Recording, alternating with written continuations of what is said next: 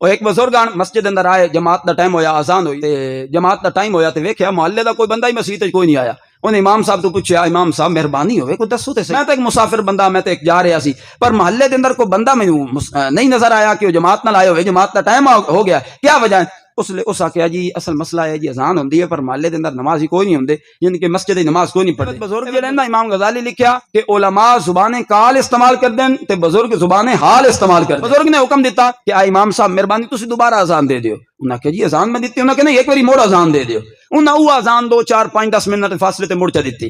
جویں ہی اذان دیتی نا تو سارے محلے دے لوگ نکل کے آ گئے، او امام صاحب تینوں پتہ کوئی نہیں؟ انہاں کہ کیا ہویا جی؟ دوبارہ اذان دے چھوڑی ہے، دوبارہ اذان دی پدی ہے۔ انہیں مڑ بولیا، دو آ گیا، 3 آ گیا، چوتھا انہاں کہ جی امام صاحب تساں ایڈی چگل مار لے، یہ کر لے کر گیرے ہوئے۔ انہاں پوچھا اچھا اے پہلی اذان ہوئی ہے تے تسی بلا نماز تے کیوں نہیں آئے؟ انہاں آخیا جی اسی اس تو نہیں آئے چونکہ ساڈے کول ٹائم کوئی نہیں۔ انہاں آخیا جی پہلی تے ٹائم کوئی نہیں تے دوسری تے لڑن واسطے تیار ہو گئے ہو، ادھر ٹائم مل گیا۔ مسئلہ یہ ہے کہ من نو کوئی نہیں سمجھایا ہویا۔ یہ اگر مشن حسین سمجھ آ جاندا تے امام علی مقام نے سجدہ سر کٹا کے دسیا کائنات والے ہو میرے نال پکا تعلق اس دا ہوگا جس دا تعلق سجدے نال بھی ہوئے گا۔